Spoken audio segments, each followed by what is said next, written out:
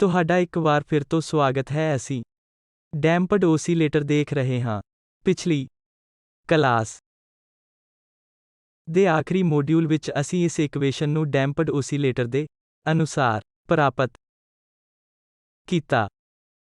ਇੱਕ ਵਾਰ ਮੁੜ ਤੋਂ ਧਿਆਨ ਵਿੱਚ ਲਿਆਉਣ ਲਈ ਇੱਥੇ ਡਿਸਿਪੇਸ਼ਨ ਗਾਮਾ ਨਾਲ ਸੰਬੰਧਿਤ ਟਰਮਜ਼ ਹਨ। ਇੱਥੇ ਡਿਸਿਪੇਸ਼ਨ ਕੋਫੀਸ਼ੀਐਂਟ ਹੈ ਜੋ ਇੱਥੇ ਹੈ, ਅਤੇ ਇਸ ਨੂੰ x ਨਾਲ ਗੁਣਾ ਕੀਤਾ ਗਿਆ ਹੈ, ਜੋ ਰੀਸਟੋਰਿੰਗ ਫੋਰਸ ਦੇ ਅਨੁਸਾਰ ਟਰਮ ਹੁੰਦੀ ਹੈ, ਅਤੇ s ਸਟਿਫਨੈਸ ਕਨਸਟੈਂਟ ਹੈ। ਅਤੇ ਸਾਨੂੰ ਇਸ ਰੀਸਟੋਰਿੰਗ ਫੋਰਸ ਦੀ ਲੋੜ ਹੈ ਕਿਉਂਕਿ ਇਸ ਤੋਂ ਬਿਨਾਂ ਤੁਸੀਂ ਉਵੇਂ ਵੀ ਓਸੀਲੇਸ਼ਨ ਪ੍ਰਾਪਤ ਨਹੀਂ ਕਰ ਸਕਦੇ ਹੋ। ਅਤੇ ਅਸੀਂ ਇਹ ਕਹਿ ਕੇ ਆਪਣੇ ਆਪ ਨੂੰ ਪ੍ਰੇਰਿਤ ਕੀਤਾ ਕਿ ਹੋਰ ਯਥਾਰਥਵਾਦੀ ਪਾਉਣ ਲਈ ਸਾਨੂੰ ਸਿਸਟਮ ਵਿੱਚ ਡਿਸਿਪੇਸ਼ਨ ਪਾਉਣ ਦੀ ਲੋੜ ਹੈ, ਅਤੇ ਜੋ ਕਿ ਦੂਜੀਆਂ ਟਰਮ ਨਾਲ ਮੇਲ ਖਾਂਦਾ ਹੈ।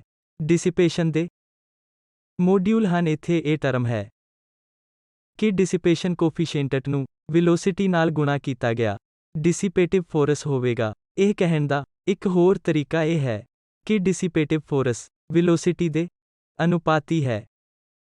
ਇਹਨਾਂ ਸਾਰੇ ਵਿਚਾਰਾਂ ਤੋਂ ਸਾਨੂੰ ਇਹ ਇਕੁਏਸ਼ਨ ਮਿਲੀ ਹੈ ਜੋ ਇੱਥੇ ਤੁਹਾਡੇ ਸਾਹਮਣੇ ਹੈ। ਅਤੇ ਹੁਣ ਇਸ ਮੋਡਿਊਲ ਵਿੱਚ ਇਸ ਇਕੁਏਸ਼ਨ ਲਈ ਇੱਕ ਪ੍ਰਾਪਤ ਹੱਲ ਦੀ ਕੋਸ਼ਿਸ਼ ਕਰਾਂਗੇ। ਅਸਲ ਵਿੱਚ ਪਿਛਲੇ ਮੋਡਿਊਲ ਵਿੱਚ ਅਸੀਂ ਇਸ ਇਕੁਏਸ਼ਨ ਦਾ ਹੱਲ ਪਹਿਲਾਂ ਹੀ ਪ੍ਰਾਪਤ ਕਰ ਲਿਆ ਸੀ, ਅਤੇ ਮੈਂ ਇੱਥੇ ਲਿਖਿਆ ਹੈ। ਤੁਸੀਂ ਵੇਖੋਗੇ ਕਿ ਇਹ ਦੋ ਕੋਨਸਟੈਂਟ C1 ਅਤੇ C2 ਹਨ। ਜਿਵੇਂ ਕਿ ਇਹ ਅਨਡੈਂਪਡ ਓਸੀਲੇਟਰ ਸਟੈਂਡਰਡ ਓਸੀਲੇਟਰ ਦੇ ਮਾਮਲੇ ਵਿੱਚ ਹੁੰਦਾ ਹੈ, ਇਹ ਦੋਵੇਂ ਕੋਨਸਟੈਂਟ ਸ਼ੁਰੂਆਤੀ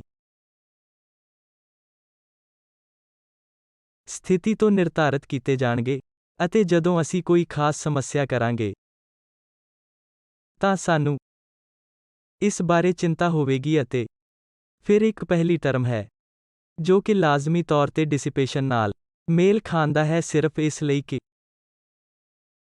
ਇਸ ਟਰਮ ਵਿੱਚ ਡਿਸਿਪੇਸ਼ਨ ਕੋਫੀਸ਼ੀਐਂਟ ਗਾਮਾ ਇੱਥੇ ਹੈ, ਅਤੇ ਇਹ ਉਹ ਟਰਮ ਹੈ ਜਿਸ ਲਈ ਅਸੀਂ ਇਸ ਦਾ ਅਤੇ ਇਸ ਦਾ ਵਿਸ਼ਲੇਸ਼ਣ ਕਰਨ ਜਾ ਰਹੇ ਹਾਂ। ਇਸ ਲਈ ਇਸ ਟਰਮ ਨਾਲ ਕੀ ਹੋਵੇਗਾ ਉਹ ਇਸ ਗੱਲ ਤੇ ਨਿਰਭਰ ਕਰਦਾ ਹੈ ਕਿ ਸਕੁਏਅਰ ਰੂਟ ਦੇ ਅੰਦਰ ਇਸ ਕੁਆਂਟੀਟੀ ਦਾ ਕੀ ਹੁੰਦਾ ਹੈ।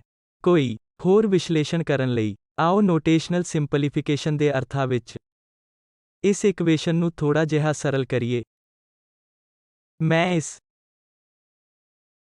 ਕੁਆਂਟੀਟੀ ਨੂੰ P ਵਜੋਂ ਕਹਾਂਗਾ, ਗਾਮਾ ਬਾਈ 2m, ਅਤੇ ਇਹ ਸਕੁਏਅਰ ਰੂਟ ਦੇ ਹੇਠਾਂ ਇਹ ਕੁਆਂਟੀਟੀ ਅਸਲ ਵਿੱਚ ਸਕੁਏਅਰ ਰੂਟ ਵਾਲੀ ਪੂਰੀ ਕੁਆਂਟੀਟੀ ਮੈਂ ਇਸ ਨੂੰ Q ਕਹਿਣਾ ਚਾਹਾਂਗਾ। ਇਹ ਸਿਰਫ ਨੋਟੇਸ਼ਨ ਦੀ ਤਬਦੀਲੀ ਹੈ, ਅਤੇ ਜਦੋਂ ਮੈਂ ਇਹ ਕਰਾਂਗਾ ਅਤੇ ਇਕੁਏਸ਼ਨ ਵਿੱਚ ਸਬਸਟੀਟਿਊਟ ਲੈ ਕੇ ਆਓ, ਇਹ ਇਕੁਏਸ਼ਨ ਮੈਨੂੰ ਮਿਲੀ ਹੈ। ਅਸਲ ਵਿੱਚ ਮੈਂ ਅਜਿਹਾ ਕਹਿ ਕੇ ਇਸ ਨੂੰ ਥੋੜਾ ਸਰਲ ਕਰ ਸਕਦਾ ਹਾਂ ਕਿ x ਆਫ t ਬਰਾਬਰ ਹੈ e ਪਾਵਰ ਮਾਈਨਸ p ਗੁਣਾ tc1 e power qt plus t2 e power minus qt ਹੈ।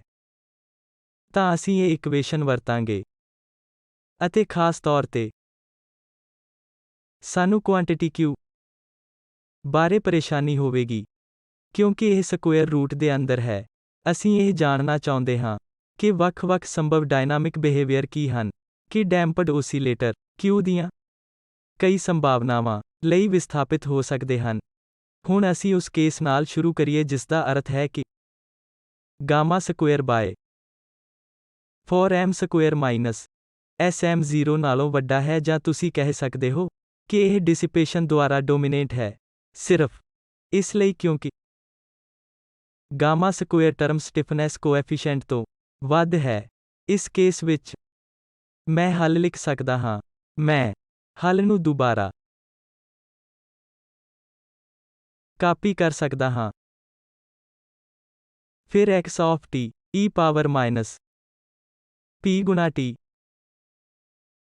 ਦੇ ਅਨੁਸਾਰ ਹੋਵੇਗਾ। ਮੇਰੇ ਕੋਲ c e ਪਾਵਰ qt ਹੈ, plus c2 e power minus qt ਇਸ ਲਈ ਸਿਧਾਂਤਕ ਤੌਰ ਤੇ ਸਾਡੇ ਅਨੁਸਾਰ ਹੱਲ ਹੋਣਾ ਚਾਹੀਦਾ ਹੈ, ਪਰ ਅਸੀਂ ਇਸ ਨੂੰ ਇੱਕ ਰੂਪ ਵਿੱਚ ਪ੍ਰਾਪਤ ਕਰਨਾ ਚਾਹੁੰਦੇ ਹਾਂ ਜੋ ਸਾਡੇ ਲਈ ਇਹ ਸਮਝਣ ਲਈ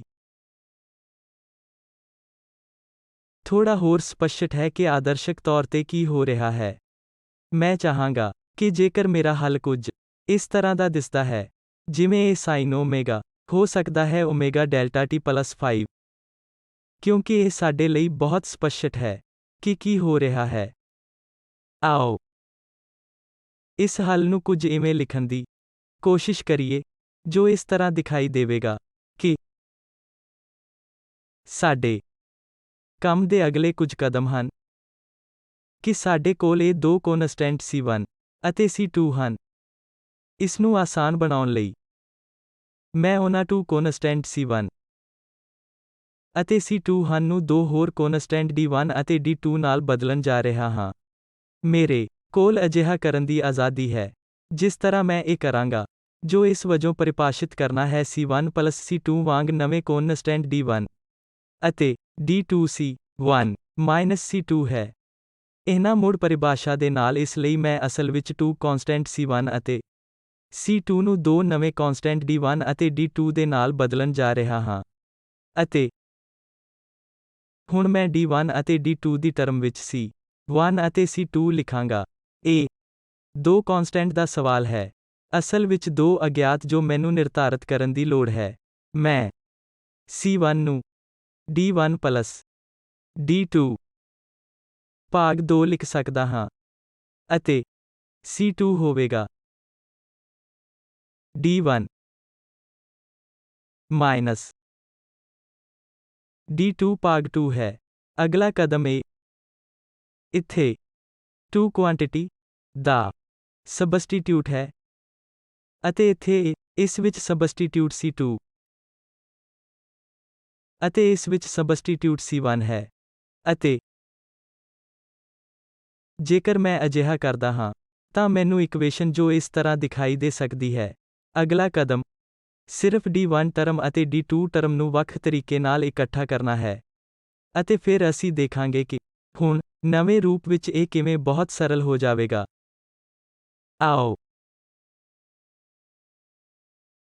ਹੁਣ D1 ਅਤੇ D2 ਟਰਮ ਨੂੰ ਵੱਖ ਕਰੀਏ, ਜਿਸ ਕੇਸ ਵਿੱਚ t ਦਾ x ਇਸ ਤਰ੍ਹਾਂ ਬਣ ਜਾਵੇਗਾ।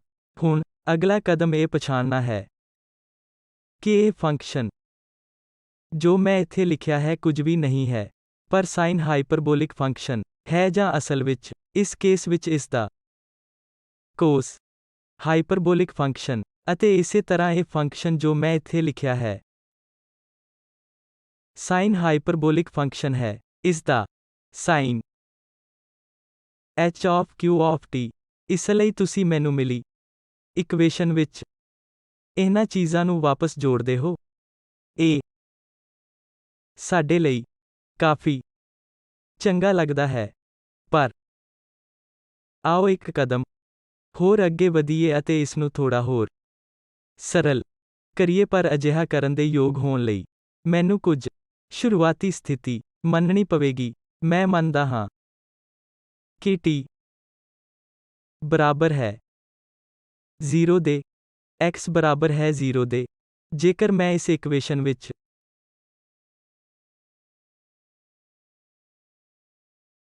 ਇਸ ਸ਼ੁਰੂਆਤੀ ਸਥਿਤੀ ਨੂੰ ਜੋੜਦਾ ਹਾਂ, ਇਸ ਤੋਂ ਮੈਨੂੰ ਹੇਠਾਂ q ਦਾ ਕੋਸ h ਮਿਲੇਗਾ, ਇਸ ਤੋਂ 1 ਮਿਲੇਗਾ, ਜਦੋਂ ਕਿ ਸਾਈਨ h of qt 0 ਹੋਵੇਗਾ 0 ਇਹ t 0 ਦੇ ਬਰਾਬਰ ਹੋਵੇਗਾ, ਜਿਸ ਕੇਸ ਵਿੱਚ ਇਹ ਮੈਨੂੰ ਪਤਾ ਲੱਗਦਾ ਹੈ ਕਿ 1 0 ਦੇ ਬਰਾਬਰ ਹੈ। ਇਸ ਲਈ ਇੱਕ ਸ਼ੁਰੂਆਤੀ ਸਥਿਤੀ ਨੂੰ ਮੰਨ ਕੇ ਸਾਨੂੰ ਮਿਲਿਆ ਹੈ, ਉਹ ਹੈ ਇੱਕ ਕੌਨਸਟੈਂਟ ਨੂੰ 0 ਤੇ ਲਾਗੇ ਕਰਨਾ ਹੈ, ਜੋ ਕਿ ਨਤੀਜਾ ਹੈ। ਇਸ ਲਈ ਸਾਡੇ ਕੋਲ ਅਜੇ ਵੀ ਇਹ ਨਿਰਧਾਰਤ ਕਰਨ ਦੇ ਯੋਗ ਹੋਣ ਲਈ ਇੱਕ ਹੋਰ ਕੌਨਸਟੈਂਟ ਰਹਿ ਜਾਵੇਗਾ ਕਿ ਸਾਨੂੰ ਅਜੇ ਵੀ ਇੱਕ ਹੋਰ ਸ਼ੁਰੂਆਤੀ ਸਥਿਤੀ ਦੀ ਲੋੜ ਹੈ। ਪਰ ਜੋ ਅਸੀਂ ਕਰ ਰਹੇ ਹਾਂ ਉਸ ਲਈ ਅਸੀਂ ਅਜੇ ਵੀ ਅੱਗੇ ਜਾ ਸਕਦੇ ਹਾਂ ਅਤੇ ਇਹ ਨਿਰਧਾਰਤ ਕੀਤੇ ਬਿਨਾਂ ਹੱਲ ਲਿਖ ਸਕਦੇ ਹਾਂ। ਦੂਜਾ ਕੌਨਸਟੈਂਟ D1 0 ਦੇ ਬਰਾਬਰ ਹੈ। ਮੈਂ ਹੱਲ ਲਿਖਦਾ ਹਾਂ, ਇਸ ਲਈ ਇਸ ਰੂਪ ਜਾਂ ਹੱਲ ਵਿੱਚ ਕਾਫੀ ਬਸ ਇੰਨਾ ਦਿਖਾਈ ਦਿੰਦਾ ਹੈ ਕਿ ਅਸੀਂ ਅਸਲ ਵਿੱਚ ਹੱਲ ਨੂੰ ਸਕੈਚ ਕਰ ਸਕਦੇ ਹਾਂ ਅਤੇ ਵਿਵਹਾਰ ਨੂੰ ਦੇਖ ਸਕਦੇ ਹਾਂ। ਇਹ ਇੱਕ ਸੁਮੇਲ ਜਾਂ ਅਸਲ ਵਿੱਚ ਦੋ ਸੰਭਾਵਿਤ ਫੰਕਸ਼ਨਜ਼ ਦਾ ਗੁਣਨਫਲ ਹੈ। ਇੱਕ ਸਮੇਂ ਦੇ ਇੱਕ ਫੰਕਸ਼ਨ ਦੇ ਰੂਪ ਵਿੱਚ ਤੇਜ਼ੀ ਨਾਲ ਕੰਮ ਕਰਦਾ ਹੈ। ਇਹ ਕੁਆਂਟੀਟੀ ਤੇਜ਼ੀ ਨਾਲ ਨਸ਼ਟ ਹੋਣ ਜਾ ਰਹੀ ਹੈ। ਆਓ ਆਪਾਂ ਆਪਣੇ ਆਪ ਨੂੰ ਯਾਦ ਕਰਾ ਦਈਏ ਕਿ P ਗਾਮਾ ਅਤੇ M ਤੇ ਨਿਰਭਰ ਹੈ। ਪਰ ਦੋਵੇਂ ਨੈਗੇਟਿਵ ਹਨ, ਇਸ ਲਈ P ਇੱਕ ਕੁਆਂਟੀਟੀ ਹੈ ਜੋ 0 ਤੋਂ ਵੱਧ ਹੈ। ਇਸ ਲਈ ਇਹ ਸਾਨੂੰ ਗਾਰੰਟੀ ਦਿੰਦਾ ਹੈ ਕਿ ਇਹ ਫੰਕਸ਼ਨ ਤੇਜ਼ੀ ਨਾਲ ਡਿਕੇ ਹੋ ਰਿਹਾ ਹੈ। ਅਤੇ ਇਸੇ ਤਰ੍ਹਾਂ ਇਹ ਫੰਕਸ਼ਨ ਸਾਈਨ ਹਾਈਪਰਬੋਲਿਕ ਫੰਕਸ਼ਨ ਮੋਨੋਟੋਨਿਕ ਤੌਰ ਤੇ ਵਧ ਰਹੇ ਫੰਕਸ਼ਨ ਵਿੱਚ ਹੈ ਅਤੇ ਅਸੀਂ ਇਹ ਜਾਣਦੇ ਹਾਂ। ਅਸਲ ਵਿੱਚ ਸਾਡੀ ਇੱਕ ਸ਼ਰਤ ਇਹ ਸੀ ਕਿ Q 0 ਤੋਂ ਵੱਡਾ ਹੈ। ਹੁਣ ਸਾਡੇ ਕੋਲ ਜੋ ਕੁਝ ਹੈ ਉਹ ਇਹਨਾਂ ਦੋ ਫੰਕਸ਼ਨਾਂ ਦਾ ਗੁਣਨਫਲ ਹੈ, ਇੱਕ ਜੋ ਤੇਜ਼ੀ ਨਾਲ ਡਿਕੇ ਹੋ ਰਿਹਾ ਹੈ, ਦੂਸਰਾ ਜੋ ਬਹੁਤ ਤੇਜ਼ੀ ਨਾਲ ਵਧ ਰਿਹਾ ਹੈ। ਅਤੇ ਜਦੋਂ ਮੈਂ ਇਹਨਾਂ ਦੋ ਫੰਕਸ਼ਨਾਂ ਦੇ ਗੁਣਨਫਲ ਨੂੰ ਸਕੈਚ ਕਰਨ ਦੀ ਕੋਸ਼ਿਸ਼ ਕਰਦਾ ਹਾਂ, ਮੈਨੂੰ ਇੱਕ ਡੈਂਪਡ ਸਿਸਟਮ ਲਈ ਡਿਸਪਲੇਸਮੈਂਟ ਮਿਲੇਗਾ ਅਤੇ ਇਹ ਕੁਝ ਇਸ ਤਰ੍ਹਾਂ ਦਿਖਾਈ ਦੇ ਸਕਦਾ ਹੈ।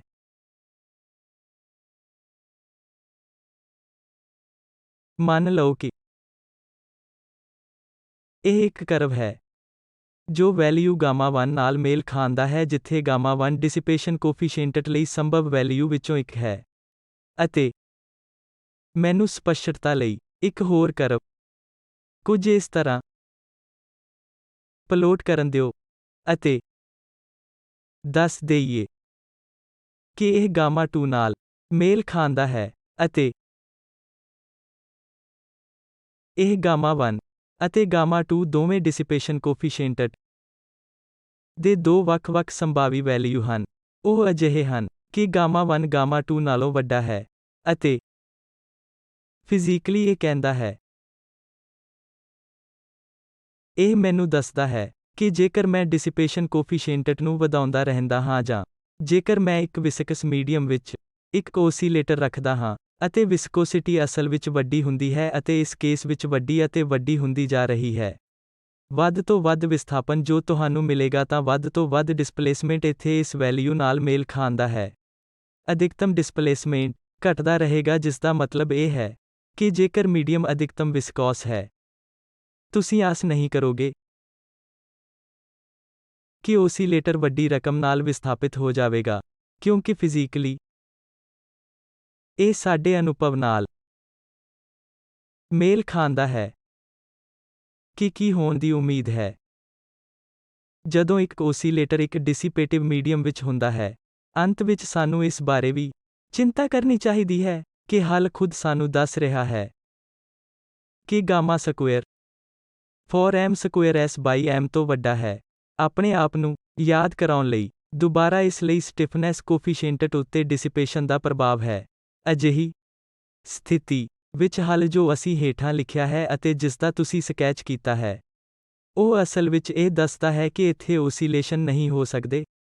ਜੇਕਰ ਤੁਹਾਨੂੰ ਇੱਕ ਸਟੈਂਡਰਡ ਓਸੀਲੇਟਰ ਲਈ ਇਕੁਏਸ਼ਨ ਦੇ ਬੇਸਿਕ ਇਕੁਏਸ਼ਨ ਯਾਦ ਹੈ, ਤਾਂ ਤੁਹਾਨੂੰ ਜਾਂ ਤਾਂ ਇੱਕ ਸਾਈਨ ਜਾਂ ਕੇਸ ਫੰਕਸ਼ਨ ਜਾਂ ਸਾਈਨ ਅਤੇ ਕੋਸ ਫੰਕਸ਼ਨਾਂ ਦਾ ਸੁਮੇਲ ਮਿਲਦਾ ਹੈ। ਕਿਸੇ ਵੀ ਕੇਸ ਵਿੱਚ ਜੋ ਤੁਸੀਂ ਫਿਜ਼ੀਕਲੀ ਦੇਖੋ, ਉਹ ਡਿਸਿਪੇਟਿਵ ਦੀ ਮੌਜੂਦਗੀ ਵਿੱਚ ਇੱਕ ਓਸੀਲੇਟਿੰਗ ਸੋਲਿਊਸ਼ਨ ਹੈ। ਘੱਟੋ ਘੱਟ ਇੱਕ ਸੰਭਾਵੀ ਮਾਮਲੇ ਵਿੱਚ ਜਿੱਥੇ ਇਹ ਸਥਿਤੀ ਸੰਤੁਸ਼ਟ ਹੈ, ਤੁਹਾਡੀ ਸਥਿਤੀ ਹੋ ਸਕਦੀ ਹੈ ਜਿੱਥੇ ਕੋਈ ਓਸੀਲੇਸ਼ਨ ਸੰਭਵ ਨਹੀਂ ਹੈ। ਇਸ ਲਈ ਉਦਾਹਰਨ ਲਈ ਫਿਜ਼ੀਕਲੀ ਜੇਕਰ ਤੁਸੀਂ ਕੋਸ਼ਿਸ਼ ਕਰਦੇ ਹੋ ਅਤੇ ਮੰਨ ਲਓ ਕਿ ਇੱਕ ਹਾਈ ਵਿਸਕਸ ਮੀਡੀਅਮ ਵਿੱਚ ਇੱਕ ਓਸੀਲੇਟਰ ਸੈਟ ਅਪ ਕੀਤਾ ਗਿਆ ਹੈ ਅਤੇ ਤੁਸੀਂ ਇਸ ਨੂੰ ਇੱਕ ਧੱਕਾ ਦਿਓ, ਸਿਰਫ ਸੋਚਦੇ ਹੋ ਕਿ ਕੀ ਹੋਵੇਗਾ, ਸਿਸਟਮ ਬਸ ਇਕਵਿਲਿਬਰੀਅਮ ਪੋਜੀਸ਼ਨ ਤੇ ਵਾਪਸ ਆ ਜਾਵੇਗਾ। ਇਹ ਗ੍ਰਾਫ ਸਾਨੂੰ ਇਸ ਨਾਲ ਕੀ ਦੱਸ ਰਿਹਾ ਹੈ? ਹੁਣ ਆਓ ਅਸੀਂ ਦੂਜੇ ਕੇਸ ਵੱਲ ਚੱਲੀਏ। ਆਓ ਅਸੀਂ ਅਸਲ ਹੱਲ ਤੋਂ ਦੁਬਾਰਾ ਸ਼ੁਰੂ ਕਰੀਏ ਜੋ ਅਸੀਂ ਇੱਥੇ ਲਿਖਿਆ ਹੈ। ਤਾਂ ਇਹ ਮੇਰੇ ਸਾਹਮਣੇ ਹੈ। ਮੈਂ Q ਨੂੰ 0 ਦੇ ਬਰਾਬਰ ਰੱਖਾਂਗਾ। ਤਾਂ ਜੇ ਮੈਂ ਇਹ ਕਰਾਂ ਤਾਂ ਇਹ ਇਕੁਏਸ਼ਨ ਸਰਲ ਹੋ ਜਾਵੇਗੀ। ਥੋੜਾ x ਆਫ t ਸਰਲ ਸੀ 1 ਗੁਣਾ e power minus pt plus c2 ਗੁਣਾ e ਪਾਵਰ ਮਾਈਨਸ pt ਬਣੇਗਾ, ਜੋ ਇਹ ਕਹਿਣ ਬਰਾਬਰ ਹੋਵੇਗਾ ਕਿ ਇਹ c1 ਪਲਸ c2 ਗੁਣਾ e ਪਾਵਰ ਮਾਈਨਸ pt ਅਤੇ c ਇੱਕ ਕਨਸਟੈਂਟ ਹੈ ਅਤੇ c2 ਵੀ ਇੱਕ ਕਨਸਟੈਂਟ ਹੈ। ਤਾਂ ਥੋੜਾ 2 ਕੌਂਸਟੈਂਟ ਵੀ ਇੱਕ ਕੌਂਸਟੈਂਟ ਹੈ ਤਾਂ ਮੈਨੂੰ ਸਿੰਗਲ ਕੌਂਸਟੈਂਟ ਲਈ 2 ਵੱਖ ਨਾਮ ਰੱਖਣ ਦੀ ਲੋੜ ਨਹੀਂ ਹੈ। ਮੈਂ ਇਸ ਨੂੰ ਪਹਿਲਾਂ ਦੇ ਕੇਸਾਂ ਵਿੱਚ c ਗੁਣਾ e ਪਾਵਰ ਮਾਈਨਸ pt ਕਹਾਂਗਾ ਕਿ ਅਸੀਂ ਕੱਢਿਆ ਹੈ ਕਿ ਸਾਡੇ ਕੋਲ ਹਮੇਸ਼ਾ 2 ਹੱਲ ਹਨ ਅਤੇ c1 ਅਤੇ c2 ਕੌਂਸਟੈਂਟ ਇਹਨਾਂ ਹੱਲ ਦੇ ਬਰਾਬਰ ਹੋ ਸਕਦਾ ਹੈ। ਉਦਾਹਰਨ ਲਈ ਡੈਂਪਡ ਓਸੀਲੇਟਰ ਦੇ ਆਮ ਹੱਲ ਵਿੱਚ ਇਹ 2 ਪਾਰਟਸ ਹਨ। ਇਹ ਪਹਿਲਾ ਹਿੱਸਾ ਹੈ ਜੋ ਜੇਕਰ ਤੁਸੀਂ ਚਾਹੁੰਦੇ ਹੋ ਤਾਂ ਤੁਸੀਂ ਇਸ ਨੂੰ x1 of t ਕਹਿ ਸਕਦੇ ਹੋ, ਅਤੇ ਇਸ ਦਾ ਦੂਜਾ ਪਾਰਟ ਹੈ ਜਿਸ ਨੂੰ ਤੁਸੀਂ x2 of t ਵਜੋਂ ਬੁਲਾ ਸਕਦੇ ਹਾਂ। ਇਹ 2 ਰੇਖਿਕ ਸੁਤੰਤਰ ਹੱਲ ਹਨ। ਇਸ ਲਈ ਜੇਕਰ ਤੁਹਾਨੂੰ ਪਹਿਲੇ ਮੋਡਿਊਲ ਤੋਂ ਓਸੀਲੇਟਰ ਯਾਦ ਹੈ, ਅਸੀਂ ਇਹ ਕਹਿੰਦੇ ਰਹੇ ਕਿ ਗਤੀ ਦੀ ਇਕੁਏਸ਼ਨ ਇੱਕ second order ordinary differential equation ਹੈ। ਤੁਹਾਡੇ ਕੋਲ 2 ਰੇਖਿਕ ਸੁਤੰਤਰ ਹੱਲ ਹੋਣੇ ਚਾਹੀਦੇ ਹਨ। ਅਤੇ ਡੈਂਪਡ ਓਸੀਲੇਟਰ ਲਈ ਇਹ ਅਜੇ ਵੀ ਇੱਕ ਸੈਕਿੰਡ ਆਰਡੀਨਰੀ ਡਿਫਰੈਂਸ਼ੀਅਲ ਇਕੁਏਸ਼ਨ ਹੈ। ਇਸ ਲਈ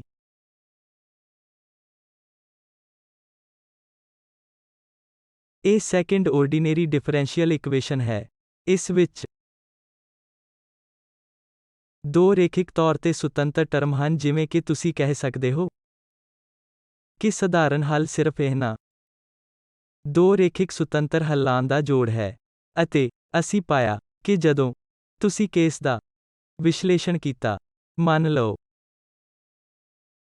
ਕਿ ਪਹਿਲੇ ਕੇਸ ਦੇ ਅਨੁਸਾਰ Q 0 ਤੋਂ ਵੱਧ ਹੈ, ਇੱਥੇ ਦੁਬਾਰਾ ਸਾਡੇ ਕੋਲ ਹੱਲ ਵਜੋਂ 2 ਵੱਖ-ਵੱਖ ਰੇਖਿਕ ਸੁਤੰਤਰ ਸੁਮੇਲ ਸਨ।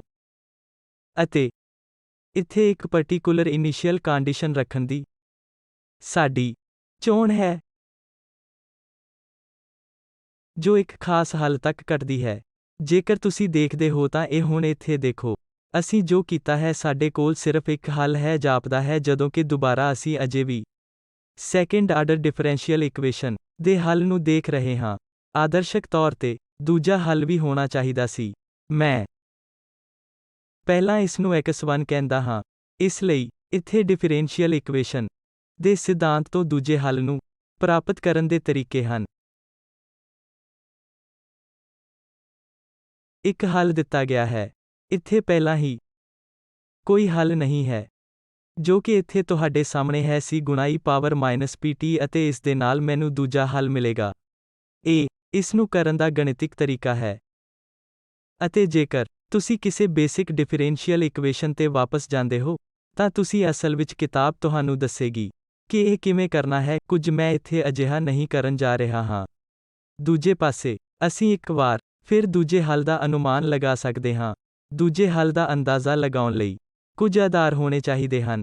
ਉਹ ਆਧਾਰ ਹਨ ਜੋ ਅਸੀਂ ਪਹਿਲਾਂ ਹੀ ਜਾਣਦੇ ਹਾਂ ਕਿ 2 ਹੱਲ ਜੋ ਅਸੀਂ ਪ੍ਰਾਪਤ ਕਰਦੇ ਹਾਂ ਉਹ ਰੇਖਿਕ ਤੌਰ ਤੇ ਸੁਤੰਤਰ ਹੋਣੇ ਚਾਹੀਦੇ ਹਨ, ਜਿਸ ਦਾ ਮਤਲਬ ਹੈ ਕਿ ਮੇਰੇ ਕੋਲ ਇੱਥੇ ਇੱਕ ਹੱਲ ਹੈ ਅਤੇ ਹੁਣ ਮੇਰਾ ਉਦੇਸ਼ ਦੂਜਾ ਹੱਲ ਲਿਖਣਾ ਹੈ। ਅਤੇ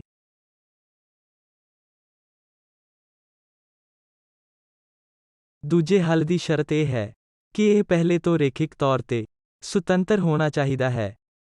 ਦੂਜੇ ਸ਼ਬਦਾਂ ਵਿੱਚ x2 of t ਨੂੰ ਨੋਟ ਕਰਨਾ ਚਾਹੀਦਾ ਹੈ ਕਿ x1 of t ਕੌਂਸਟੈਂਟ ਟਾਈਮਜ਼ ਹੋਣਾ ਚਾਹੀਦਾ ਹੈ। ਇਸ ਲਈ ਮੈਂ ਇਸ ਨੂੰ ਸਿਰਫ x1 ਦੂਜੇ ਕੌਂਸਟੈਂਟ ਨਾਲ ਗੁਣਾ ਨਹੀਂ ਕਰ ਸਕਦਾ ਹਾਂ। ਇਹ ਸਭ ਤੋਂ ਸਧਾਰਨ ਚੀਜ਼ ਕੀ ਹੈ ਜੋ ਮੈਂ ਕਰ ਸਕਦਾ ਹਾਂ, ਜਿਵੇਂ ਕਿ x2 ਰੇਖਿਕ ਤੌਰ ਤੇ x1 ਤੋਂ ਸੁਤੰਤਰ ਹੋਣਗੇ। ਇਹ ਸਭ ਤੋਂ ਸਰਲ ਚੀਜ਼ ਜੋ ਮੈਂ ਕਰ ਸਕਦਾ ਹਾਂ ਬਸ t ਨਾਲ ਗੁਣਾ ਕਰਨਾ, ਸਿਰਫ x1 ਨੂੰ t ਨਾਲ ਗੁਣਾ ਕਰੋ। ਇਸ ਲਈ ਜੇਕਰ ਮੈਂ ਅਜਿਹਾ ਕਰਦਾ ਹਾਂ ਤਾਂ ਮੈਨੂੰ ਇਹ ਮਿਲੇਗਾ, ਪਰ ਆਮ ਤੌਰ ਤੇ ਮੈਂ ਇੱਥੇ ਵੱਖ-ਵੱਖ ਕੌਂਸਟੈਂਟ ਰੱਖ ਸਕਦਾ ਹਾਂ ਅਤੇ ਮੈਂ ਇਸ ਨੂੰ d ਕਹਿ ਦਿੰਦਾ ਹਾਂ। ਹੁਣ ਮੈਂ ਆਮ ਹੱਲ ਲਿਖ ਸਕਦਾ ਹਾਂ x of t x1 of t plus x2 of t ਹੈ ਜੋ ਹੋਵੇਗਾ c power minus pt plus dt ਗੁਣਾ e ਪਾਵਰ pt ਜੋ ਹੋਵੇਗਾ c plus dt ਗੁਣਾ e ਪਾਵਰ ਮਾਈਨਸ pt। ਮੇਰੇ ਕੋਲ ਮੇਰਾ ਹੱਲ ਹੈ। ਅਤੇ ਅਸਲ ਵਿੱਚ ਤੁਸੀਂ ਵਾਪਸ ਜਾ ਸਕਦੇ ਹੋ ਅਤੇ ਦੂਜੇ ਹੱਲ ਦੀ ਪੁਸ਼ਟੀ ਕਰ ਸਕਦੇ ਹੋ, ਜਿਸ ਦਾ ਅਸੀਂ ਅਸਲ ਵਿੱਚ ਇਹ ਕਹਿ ਕੇ ਅਨੁਮਾਨ ਲਗਾਇਆ ਸੀ। ਅਸੀਂ ਸਭ ਤੋਂ ਸਰਲ ਤਬਦੀਲੀ ਕਰਾਂਗੇ ਜਾਂ ਇੱਕ ਸਰਲ ਫੰਕਸ਼ਨ ਨੂੰ x1 of t ਨਾਲ ਗੁਣਾ ਕਰਦੇ ਹਾਂ। ਅਤੇ ਇੱਕ ਦੂਜਾ ਹੱਲ ਬਣਾਉਂਦੇ ਹਾਂ ਜੋ ਮੈਂ ਕੀਤਾ ਹੈ। ਪਰ ਤੁਸੀਂ ਹਮੇਸ਼ਾ ਇਸ ਨੂੰ ਵਾਪਸ ਇਕੁਏਸ਼ਨ ਵਿੱਚ ਸਬਸਟੀਟਿਊਟ ਕਰ ਸਕਦੇ ਹੋ ਅਤੇ ਪੁਸ਼ਟੀ ਕਰ ਸਕਦੇ ਹੋ ਕਿ ਇਹ ਅਸਲ ਵਿੱਚ ਇੱਕ ਸੰਭਵ ਹੱਲ ਹੈ। ਮੈਂ ਤੁਹਾਨੂੰ ਇਹ ਆਪਣੇ ਆਪ ਕਰਨ ਲਈ ਬੇਨਤੀ ਕਰਦਾ ਹਾਂ। ਮੈਂ ਇਸ ਤੇ ਸਮਾਂ ਨਹੀਂ ਲਗਾਵਾਂਗਾ। ਇੱਥੇ ਇਸ ਲਈ ਮੇਰਾ ਪੂਰਾ ਹੱਲ ਹੈ। ਅਤੇ ਹੁਣ ਮੇਰੇ ਕੋਲ ਦੋ ਅਣਜਾਣ ਹਨ ਜੋ ਸੀ ਅਤੇ ਡੀ ਹਨ ਜੋ ਦੋਵੇਂ ਕਨਸਟੈਂਟ ਹਨ ਜੋ ਸ਼ੁਰੂਆਤੀ ਸਥਿਤੀਆਂ ਤੋਂ ਨਿਰਧਾਰਤ ਕੀਤੇ ਜਾਣੇ ਹਨ। ਅਤੇ ਦੁਬਾਰਾ ਇਹ ਉਸ ਨਾਲ ਮੇਲ ਖਾਂਦਾ ਹੈ ਜੋ ਅਸੀਂ ਪਹਿਲਾਂ ਤੋਂ ਹੀ ਕਹਿ ਰਹੇ ਹਾਂ। ਜੇਕਰ ਤੁਸੀਂ ਹੱਲ second order ordinary differential equation ਵਿਭਿੰਨ ਸਮੀਕਰਨਾਂ ਨਾਲ ਕੰਮ ਕਰ ਰਹੇ ਹੋ, ਤਾਂ ਦੋ ਕਨਸਟੈਂਟ ਹੋਣੇ ਚਾਹੀਦੇ ਹਨ ਜਿਨ੍ਹਾਂ ਨੂੰ ਸ਼ੁਰੂਆਤੀ ਸਥਿਤੀ ਤੋਂ ਨਿਰਧਾਰਤ ਕਰਨ ਦੀ ਲੋੜ ਹੈ। ਹੁਣ, ਇਹ ਸਮਝਣ ਲਈ ਕਿ ਕੀ ਹੋ ਰਿਹਾ ਹੈ, ਆਓ ਇਸ ਹੱਲ ਨੂੰ ਦੁਬਾਰਾ ਸਕੈਚ ਕਰੀਏ, ਅਤੇ ਇਹ ਸਕੈਚ ਬਣਾਉਣ ਦਾ ਸਭ ਤੋਂ ਸਰਲ ਹੱਲ ਹੈ ਕਿਉਂਕਿ ਟੀ ਡਿਪੈਂਡੈਂਟ ਇਸ ਅਤੇ ਇਸ ਇਹਨਾਂ ਦੋ ਟਰਮ ਤੋਂ ਮਿਲਿਆ ਹੈ। ਇਹਨਾਂ ਵਿੱਚੋਂ ਇੱਕ ਬਹੁਤ ਤੇਜ਼ੀ ਨਾਲ ਡਿਕੇ ਹੋ ਰਿਹਾ ਹੈ ਅਤੇ ਇਹ ਦੂਸਰਾ ਜੋ ਕਿ dt ਹੈ ਸਿਰਫ ਰੇਖਿਕ ਤੌਰ ਤੇ ਵਧ ਰਿਹਾ ਹੈ। ਸਪਸ਼ਟ ਤੌਰ ਤੇ, ਹੈਂਡਲ ਕਰਨਾ ਕੁਝ ਆਸਾਨ ਹੈ, ਤਾਂ ਕਿ ਟਾਈਮ ਦੇ ਫੰਕਸ਼ਨ ਵਜੋਂ ਡਿਸਪਲੇਸਮੈਂਟ ਦਿਖਾਈ ਦੇ ਸਕੇ, ਅਜਿਹਾ ਕੁਝ ਹੈ। ਅਤੇ ਤੁਸੀਂ ਇਹ ਵੀ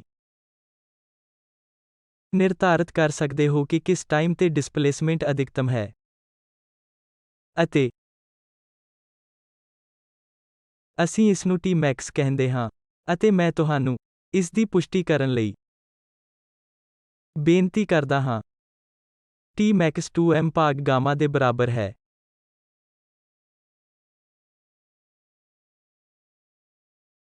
ਅਤੇ ਟੀ ਮੈਕਸ ਦੇ ਵੈਲਿਊ ਦੀ ਵਰਤੋਂ ਕਰਦੇ ਹੋਏ, ਇਹ ਵੀ ਪਤਾ ਲਗਾਓ ਕਿ ਸਭ ਤੋਂ ਵੱਡੇ ਡਿਸਪਲੇਸਮੈਂਟ ਦੀ ਵੈਲਿਊ ਕੀ ਹੈ ਜੋ ਕਿ ਇਸ ਵੈਲਿਊ ਦੇ ਅਨੁਸਾਰ ਹੋ ਸਕਦੀ ਹੈ। ਅਤੇ ਜੇਕਰ ਤੁਸੀਂ ਇਸ ਨੂੰ x max ਕਹਿੰਦੇ ਹੋ ਤਾਂ ਤੁਸੀਂ ਉਹ ਵੈਲਿਊ ਵੀ ਲੱਭ ਸਕਦੇ ਹੋ। ਅਤੇ ਦੁਬਾਰਾ ਮੈਂ ਇਸ ਨੂੰ x max ਦੀ ਵੈਲਿਊ ਨਿਰਧਾਰਤ ਕਰਨ ਲਈ ਤੁਹਾਡੇ ਲਈ ਅਭਿਆਸ ਦਿੰਦਾ ਹਾਂ।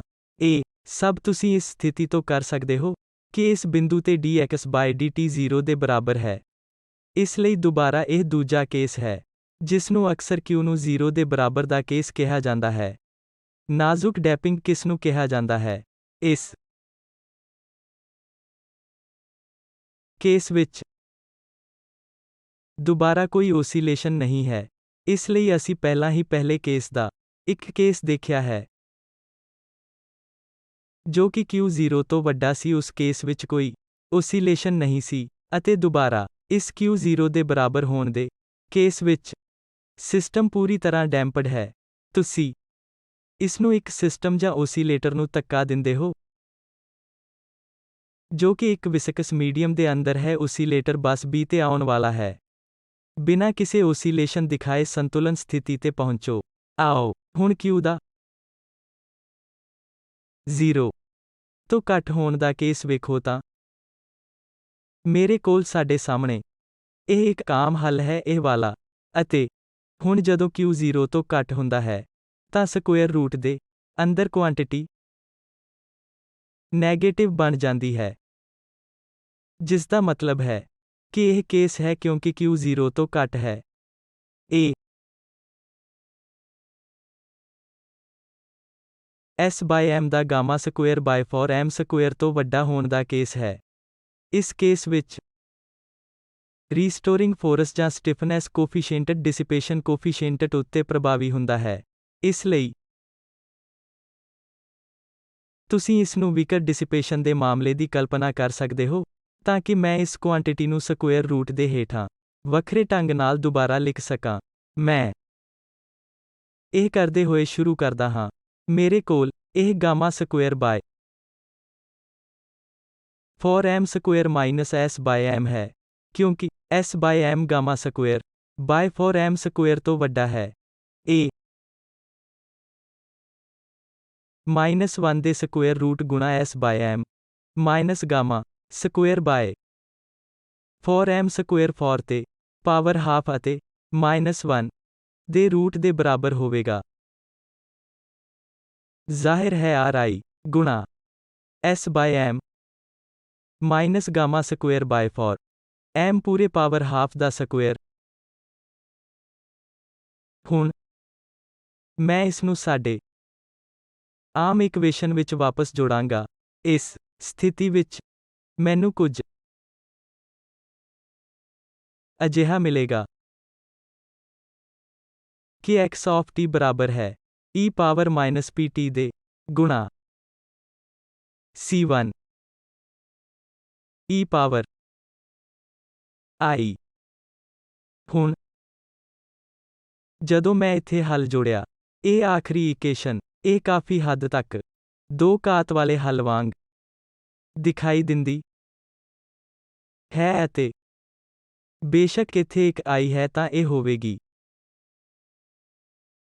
ਅਤੇ ਇਸ ਤੋਂ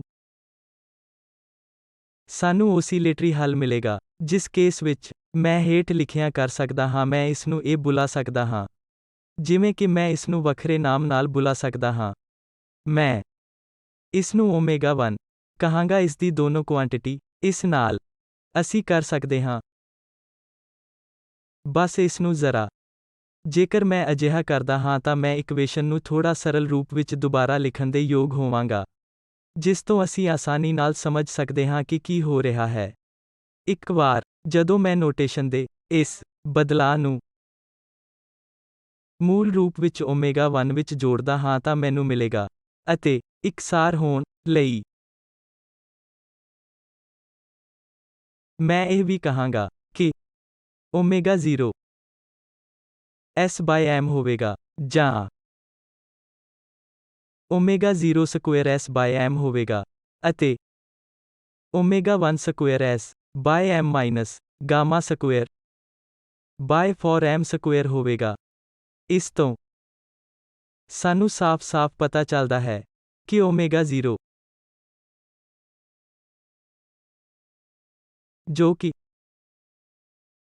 ਅਨਡੈਂਪਡ ਓਸੀਲੇਟਰ ਦੀ ਐਂਗੂਲਰ ਫ੍ਰੀਕੁਐਂਸੀ ਹੈ, ਓਮੇਗਾ 1 ਤੋਂ ਵੱਧ ਹੈ, ਜੋ ਡੈਂਪਡ ਓਸੀਲੇਟਰ ਦੀ ਐਂਗੂਲਰ ਫ੍ਰੀਕੁਐਂਸੀ ਹੈ।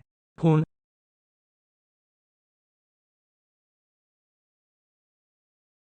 ਸਿਰਫ ਜੇਕਰ ਮੇਰੇ ਕੋਲ ਇਹ ਦੋ ਕਨਸਟੈਂਟ c1 ਅਤੇ c2 ਹੋਣ, ਅਤੇ ਇਹ ਇੱਕ ਤਕਨੀਕ ਹੈ ਜੋ ਅਸੀਂ ਪਹਿਲਾਂ ਵੀ ਵਰਤੀ ਸੀ, ਕਿਉਂਕਿ ਸਾਨੂੰ ਇਹਨਾਂ ਦੋ ਕਨਸਟੈਂਟ ਨੂੰ ਚੁਣਨ ਦੀ ਆਜ਼ਾਦੀ ਹੈ। ਮੈਂ ਇਹ ਦੋ ਕਨਸਟੈਂਟ c1 ਅਤੇ c2 ਲੈ ਸਕਦਾ ਹਾਂ ਅਤੇ ਹੋਰ ਕਨਸਟੈਂਟ ਨਾਲ ਜਾਣੂ ਕਰ ਸਕਦਾ ਹਾਂ। ਮੈਂ ਇਸ ਨੂੰ c1 ਨੂੰ c/2i ਗੁਣਾ e ਪਾਵਰ i5 ਕਹਾਂਗਾ, ਅਤੇ ਮੈਂ c2 ਨੂੰ minus c/2i e power minus i5 ਕਹਾਂਗਾ। ਹੁਣ ਜੇ ਮੈਂ ਇਸ ਦੋ ਵਿਕਲਪ ਨੂੰ ਜੋੜਦਾ ਹਾਂ,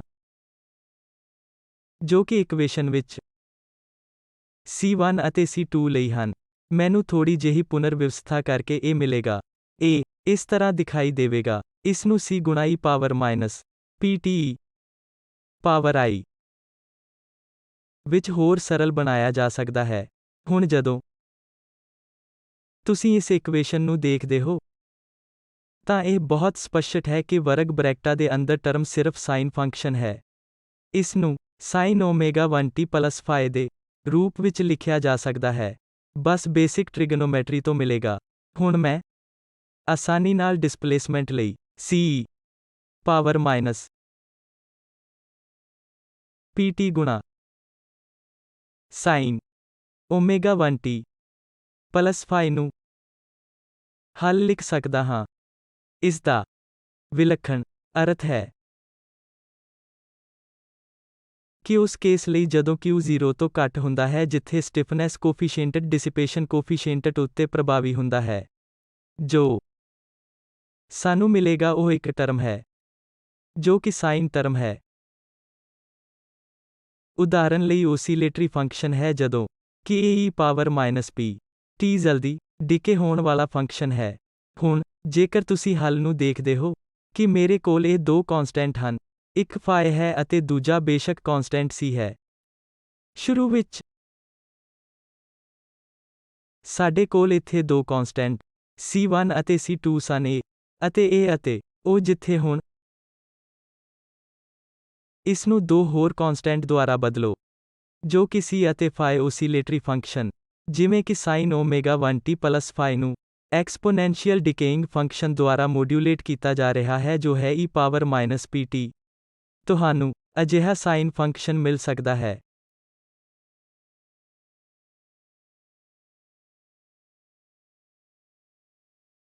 ਜਿਸ ਦੀ ਪੀਕ ਤਾਂ ਇੱਥੇ ਡਿਕੇਇੰਗ ਪ੍ਰੋਫਾਈਲ ਹੈ e⁻pt। ਇੱਥੇ ਤੋਂ ਇੱਥੋਂ ਤੱਕ ਸਮੇਂ ਵਿੱਚ ਇਹ ਦੂਰੀ ਸਾਡੇ ਲਈ ਇਸ ਬਿੰਦੂ ਤੱਕ ਇੱਕ ਪੂਰਾ ਸਮਾਂ ਪਰਿਭਾਸ਼ਿਤ ਕਰੇਗੀ ਅਤੇ ਇਹ ਉਸ ਨਾਲ ਮੇਲ ਖਾਂਦਾ ਹੈ ਜਿਸ ਨੂੰ ਅਸੀਂ ਟਾਈਮ ਪੀਰੀਅਡ t1 ਕਹਿੰਦੇ ਹਾਂ। ਇਹ 2π/ω1 ਨਾਲ ਮੇਲ ਖਾਂਦਾ ਹੈ ਅਤੇ ਬੇਸ਼ੱਕ ਇਹ ਫਿਰ ਉਸ ਟਾਈਮ ਪੀਰੀਅਡ 2t1 ਦਾ ਦੋਗੁਣਾ ਹੋਵੇਗਾ। ਇਹ 3t1 ਨਾਲ ਮੇਲ ਖਾਂਦਾ ਹੈ ਅਤੇ ਇਸ ਤਰ੍ਹਾਂ ਹੀ। ਇਸ ਲਈ ਜਦੋਂ ਤੁਸੀਂ ਅੰਤਮ ਹੱਲ ਨੂੰ ਦੇਖਦੇ ਹੋ ਤਾਂ ਤੁਸੀਂ ਕੁਝ ਅਜਿਹਾ ਦੇਖਦੇ ਹੋ ਜੋ ਤੁਹਾਡੇ ਕੋਲ ਅਨੁਭਵ ਨੂੰ ਆਕਰਸ਼ਿਤ ਕਰਦਾ ਹੈ। ਤੁਹਾਡੇ ਕੋਲ ਹੈ ਅਤੇ ਓਸੀਲੇਟਰ ਸੋਲਿਊਸ਼ਨ ਜੋ ਕਿ ਪ੍ਰੋਫਾਈਲ ਦੁਆਰਾ ਮੋਡਿਊਲੇਟ ਕੀਤਾ ਜਾਂਦਾ ਹੈ ਅਤੇ ਬਹੁਤ ਡਿਕੇ ਹੁੰਦਾ ਹੈ।